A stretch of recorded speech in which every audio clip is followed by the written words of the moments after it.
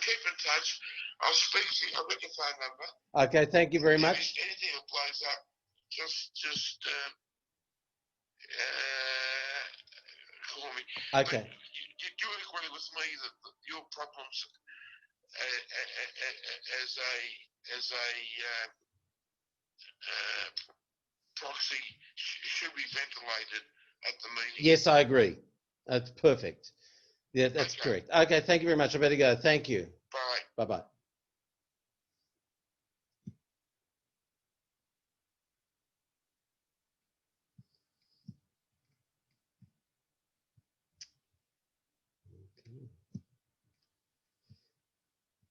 Well, hello to everyone. In fact, if you don't mind, you can unmute yourselves. I don't think I've muted you yet. Hi, Eileen. Hi, Rabbi. Can I ask you? Don't take offense, Stephen and Eileen. I will actually mute you guys. Just you. Okay. Just one question. Just one question, though, yes. please. Is it possible you can tape this? It is being recorded as we speak. Oh, in fact, I'm going to stop pause. A lid on it.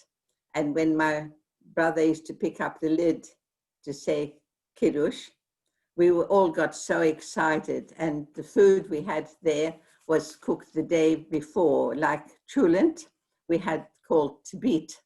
Tabit was made from rice and chicken, and it was cooked in a big oven, but on top of coal, and it's to stay all day, all night cooking. But one thing that I haven't seen here in Australia is we used to have brown eggs. They used to put eggs on top of this and cook it all night, and the eggs just turned brown. And the brown eggs had a much nicer taste than the white boiled eggs. And we used to have that with aubergine, fried aubergine in the morning, Saturday morning, that was our breakfast. Brown eggs and fried aubergine with pita bread. I'm sorry she's not here. I don't know how to put it up. That's okay. I'm going to unmute Stephen. Stephen, can you hear me? Yep, sure can. Oh, I can hear Stephen. Okay, I can just hear the rabbi, so let me hear the question and I'll read it. It appears that there's a problem with my microphone. Yes, but I can hear you, Rabbi, so if you tell me the question. Can you hear me, Mum? Yes, I can hear you, Stephen. Rabbi, what's the question? Now I can't hear him at all. Wait, no, I'm going to ask a question. Okay. Now he's louder. Yeah, hang on. Okay. Yep. Is it? Yeah. Okay. One moment, please. I'm going to see if I can try another computer. One moment, please. Oh, but you're louder. I can hear you perfectly. Yeah. Oh, really? I haven't done anything yet. I just went up. Oh, that was. I can hear you too. Oh, there you go. I will mute myself again. Thank you. That's amazing. I can hear you now, Rabbi. The technology without trying. Can you still hear me? Yes.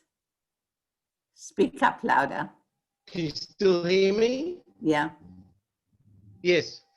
Sorry, I'm not even sure what happened. Just before we move off Baghdad, could you tell me a bit about where you went for holidays? Oh, there was wonderful orchards around the river, the Euphrates. They were all growing dates and other type of vegetables and whatnot. And also, we were very close to Iran, and I had an uncle in Iran, and so we used to go and visit him there. He lived in Tehran. My mother had 3 brothers. One lived in Tehran, Persia, and 2 in Baghdad. But the Iranian one was very sophisticated. Iran was the Paris of Middle East then. They had lots of comfortable households, and they were up more modern than we were in Baghdad. But the 2 brothers that lived in Baghdad looked after us. One was a vet, and the other one was a headmaster in the telephone business. So when that uncle moved to Israel, he became the headmaster of the Beersheba one. I don't know if you understand. I don't know, electricity. He was in charge of that. Yeah. So and Lily, the other uncle was a vet. If I can just say, Lily, I'm just a young chick. I was born after the state of Israel, and I have to tell you that I'm amazed at the freedom that you enjoyed both in Baghdad and in Tehran. To me, it doesn't sound like the sort of experience that that I've grown up with. Now, you mentioned until Hitler came along, and that's probably where we're going to move away from Baghdad. What happened when Hitler came? How did life change in Baghdad? The Arabs went against us all, and we had the Farhud. No one has heard of the Farhud. It was like the Kristallnacht in Germany. They looted and burnt and raped and did whatever they wanted to do with us in I think that would have been 1939. Yeah. And then it was time. My older brother took charge of the family. As I said, I didn't have a father. And he went to the British consul in Iraq because all the family were all educated, so he knew about English and England. So when he went to the consul in Baghdad, he said to him, I want to take my family out of Iraq. I want to go to a British ruled country. So the consul said to him, I can't send you to England. We're at war. I'll give you India. My brother says, I'll take it. So that's how we managed to get to India, Bombay, 1941. So let's move to Bombay now. Yeah. How many years did you spend in Bombay? We stayed 2 years in Bombay. The climate wasn't suitable for my mother and my grandmother. My grandmother lived with us, and wherever we went, she was with us. So we lived 2 years in Bombay. We had a good life there. My sister and I used to go to school on the tram. I must have been, I don't know, 11, 12? No, not even 12. And I used to hold her hand. We used to go on the tram to the school, and nobody bothered us. We blended in very well in India. We had a wonderful life. Then my brother bought a hotel in Uti Command, right south of India. If you look at the map, right on the tip, it was called Davis's. Davis's. The hotel was in Uti Command. It was 3,000 feet above sea level. It was a very good climate.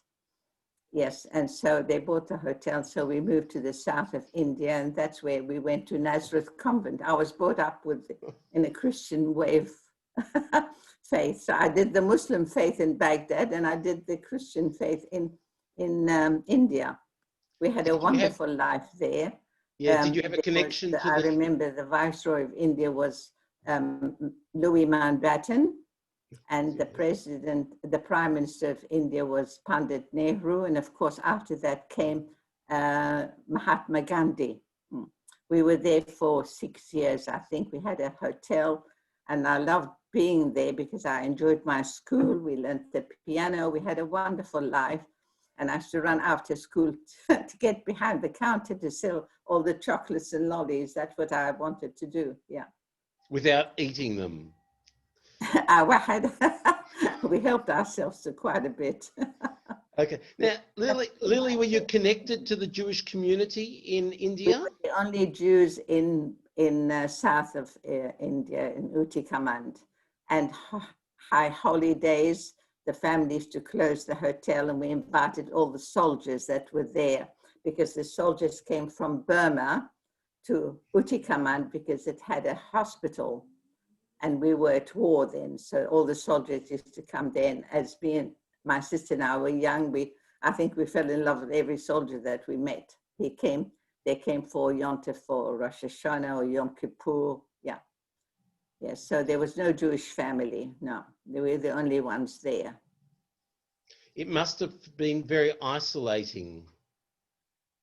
No, we had fun. No, we made friends. Wherever we went, we made friends. You blend in. Wherever you go, you have to blend in with the surroundings. We had friends. We had British friends. We had Indian friends. There was the taxation commissioner. I don't know why he came, because of the business, but we made friends with him and his family. Yeah. And also we had friends in school. In Nazareth Convent was a better class school, and all the Maharajas used to send their daughters to be educated there. We stayed in touch with them after the war. As a matter of fact, I had a very good friend. she was in school with me. She came from Scotland. And after the war, she went back to Scotland and I came to Australia. But I went to visit her with Phil. She lived in Monofeith, north part of Scotland. So we moved a lot around, yes. Yeah. Let's talk about Australia. How does a young girl from Baghdad, then Bombay, and then the south of India make her way to Australia?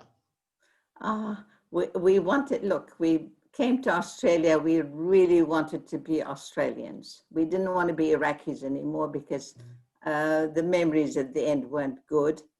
So Julie and I, my sister Julie, I took a job at David Jones because I wanted to become Australian. So I took a job at David Jones on the 4th floor, Elizabeth Street, Sydney. And I loved it there. I really did. And my sister was working for my brother. We bought a delicatessen in King's Cross, and that's how we started. But we were very foreign looking because we're the only two dark girls, I think, in Sydney at the beginning of 48 or 49. I think, yeah, we came end of 48, 49, we came to Sydney. But Australia was very Aussie and very raw, and there was no new faces there. So we stood out a bit. Philip and I'll never forget, I started work at David Jones, and one of the workers, they said to me, "Oh, you've got go to bed eyes." And I looked at him and I didn't know what he said. I didn't know what he was saying because we were so foreign looking. You wouldn't believe this, but we were invited to speak on 2XL or some in King Street, Sydney, because we are so foreign, so new. Yeah. Okay. And now you mentioned Phil. Phil, by the way, was your late husband, who was also a good friend of mine. And for the family, I wish you a long life. I think the Yahrzeit was just recently. First Yahrzeit was just recently. Yes, thank you. How did you meet Phil? Well, Julie and I went to the YMHA Young Men's Hebrew Association in Rose Bay, and he was playing table tennis against my brother Maya, because Maya had already joined the club. And Phil beat Maya, but of course we were barracking for my brother. I didn't know Phil. And after the game, Phil won it, and he seeked out Maya, my brother, to shake hands with him. And I thought, oh, he's got good character. I'd like to know him. So when he asked me out, of course, I said, yes, I will. So there you go. That's where I met him, at the YMHA. 12 months later, we married in the Great Synagogue, Sydney, Elizabeth Street. Rabbi Porish married us. And I remember it cost us £3.11 to get married there. Lily, the price has gone up. I'm sure. Yeah, £3.11, yeah. But from Bondi, you moved elsewhere in New South Wales. Where did you go next? Yes, well, when I met Phil, I knew he was a watchmaker and a jeweler, and then my mind started ticking. So I left David Jones and I got a job in a jewelry shop, in Mr. Weiss's shop in George Street, the Trocadero building, George Street, Sydney. So I learned a little bit about jewelry and where you buy things, and what you do, what you don't do. And Philip and I wanted a shop. We wanted to become independent. He was a watchmaker and I was already a sales lady. I loved that. So the offer came. They said to us, a friend said to us, why don't you go to Cooma and start a shop there? So I said, what's in Cooma? They said the Snowy Mountain scheme is being built and there's 3,000 foreign workers there. And I thought, oh my God, yes, they must have a watch on. Each one must have a watch. We need to go there. So we went to Cooma. We locked our doors in Bondi. We had a flat in Bondi and took our eldest son. He was the only one that was born. Adrian was 2 years old. And I was expecting Stephen, and I locked the doors and I went to Cooma and opened half a shop to do watch repairs and become jewelers there. That's where we went to Cooma, yeah. We had a wonderful life in Cooma. Wherever we go, we have a wonderful life. We blended in with the locals. Phil belonged to service clubs. He joined the Lions Club and whatever going on with the Lions Club, dinners, parties, and the people in Cooma, they are country people, they welcomed us in, so we became part of them. We were there, I think, 5 or 6 years before we went to Adelaide, Elizabeth Adelaide, yeah. Okay, before we move to Adelaide, could you tell me a bit about your connection with the massive Jewish community of Cooma? There was no one. There was only another family, and you probably know the family, Liebman. Steve Liebman came from Cooma. He was on the Today Show, Channel 9, Steve Liebman. But we kept in touch with Canberra Shule. We used to go to Canberra for holidays then. Mm-hmm. Yeah, that's where we stayed Jewish. And also friends came to visit us from Sydney to Cooma. It was a wonderful life. Very cold. My God, it was cold. We had no heating. We had a kerosene heater in the middle of the room that did nothing. Very smelly, though.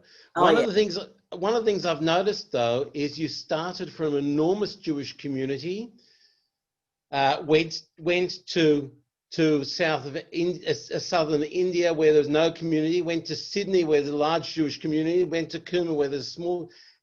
Have you got anything to comment about your connection to Judaism through these cycles?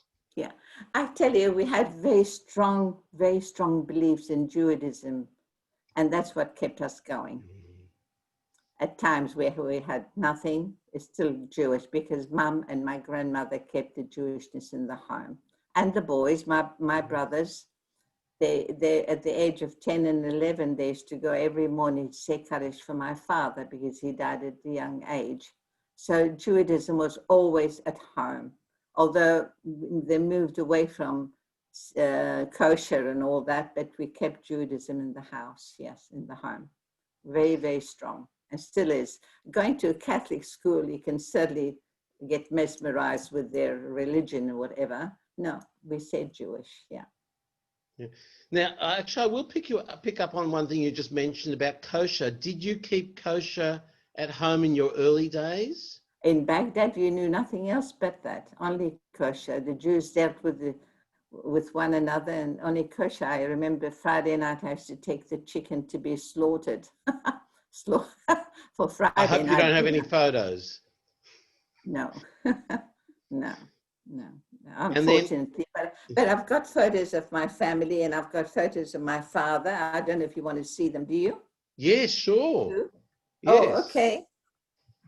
That was my family. That's my uncle. Yeah, and Lily, lift it up just a little bit. Right, brilliant. Wow. My uncle, my mother. Yep. My grandmother holding me. I was only 3 years old. Yeah, and lift it up a bit more. Yeah. And my older brother Sol on this side. Yes. And Isaac and Maya. Mm-hmm. A beautiful photograph. Yeah. Could you actually, if you don't mind me asking, back to Baghdad, could you describe a bit about the sort of class of the Jewish community back in Baghdad? Were they middle class, upper class, lower class? I think upper and middle, yeah. Upper and middle. I don't think there was too many poor Jewish people. No, yeah. Upper and middle, yeah. Well, the Kuduris came and the Sassoons came from Baghdad, and my two brothers, Sol and Isaac, married two Kuduri girls. So it was their cousins to the ones in Shanghai and Hong Kong, yeah. So when we came to Australia, my two brothers were married. So the Kuduri family, we all came together to Australia. The Zulaikas and the Kuduris came together, yeah. Yeah. Now, I'll just pick up from Adelaide now. You made your way to Elizabeth, South Australia. Mm-hmm. How did you make your way to South Australia at all? Well, having two boys in Cooma, and I'll tell you very quickly, they used to be in the country town, the cars used to Angle Park. So the Angle Park car came right in front of my shop while I was doing the windows. and I could see South Australia on it. Anyway, she came in and she bought a teaspoon of Kuma, a souvenir teaspoon in Kuma. Oh, says I, you come from South Australia. I've never been there. What is there? What's happening? What's going on? Oh, she said, you might be interested.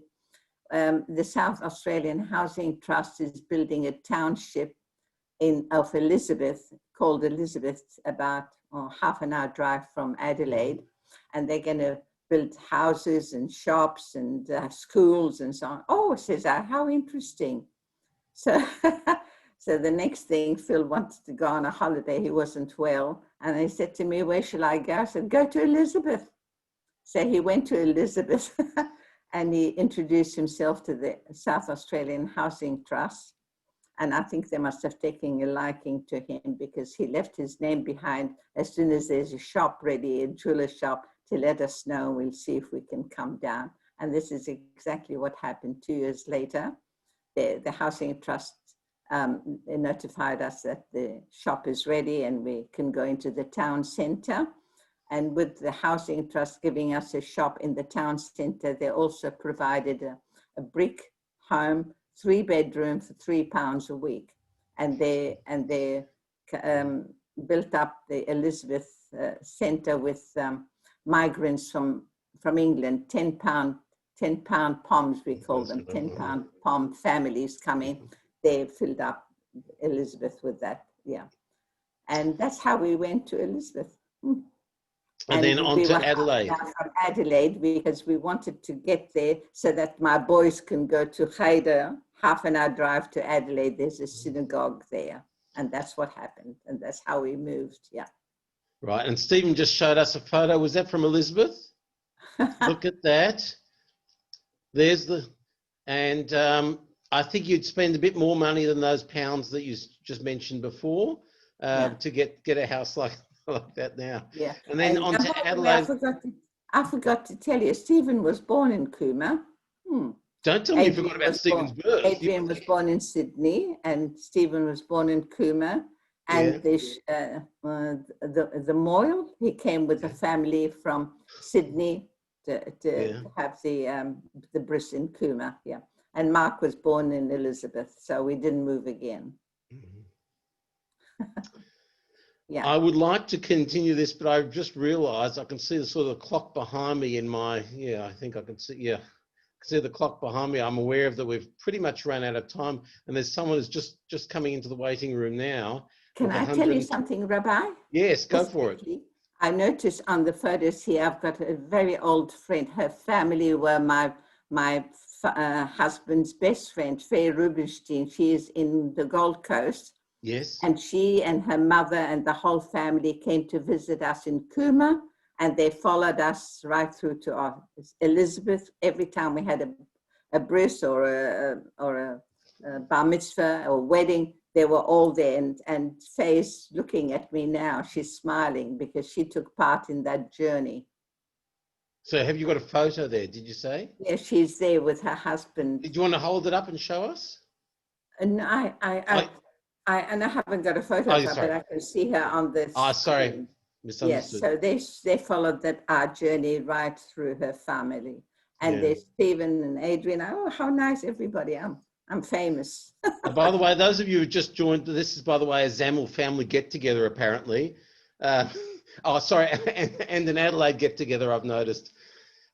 We're going to have to call time, I think, because we've pretty much done our time. I know that some people have got limited time. I'm wondering if we get you back for part 2, 3, and all the way through to part 69, because we only just got to Adelaide. And there's a lot more stories, I'm sure, but I want, on behalf of everyone, I want to express our appreciation for you sharing so much of your life. I have to tell you, for me, look, I think everyone's life story is probably interesting, I guess.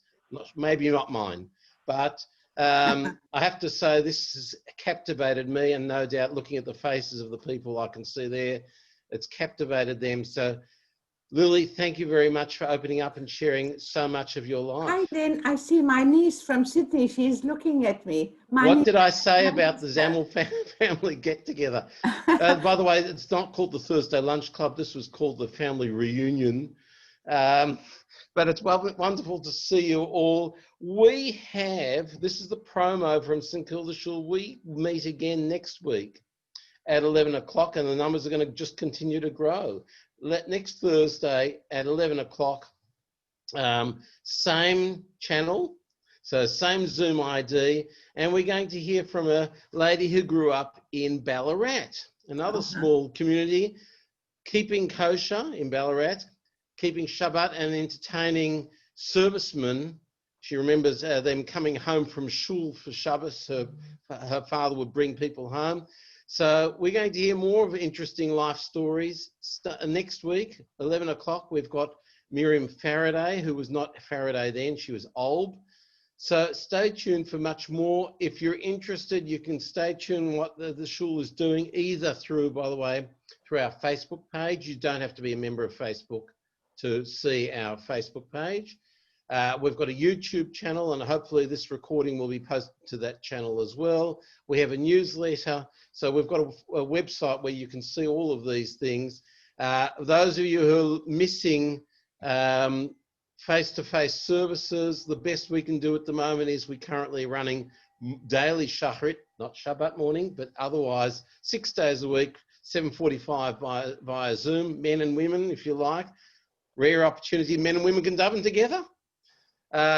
So stay tuned. We've got lots and lots of stuff happening, and I appreciate you all coming here and joining us today, and welcome to my lounge room. Lily, once again, on behalf of everyone, thank you. I can do this, by the way. If you don't know how to do it, you can all do on, there's a reaction. You can do this sort of thing. Look, you can put a clap on the reactions. So thank you very, very much, Lily. Thank you all for joining us today. May all your news be good news. Stay safe, keep well, and make the very, very best of your time with loved ones as you can. Thank all you the very best. much. Thank you. Very Hi, much. Lynn. I just saw you, Lynn. Oh, I missed you. How nice. My niece on the left-hand side, and my Adrian and Stephen and Aileen. Wow. Beautiful. Thank you. Well, thank you very much. All the very best to all of you. Thank you. Thank you.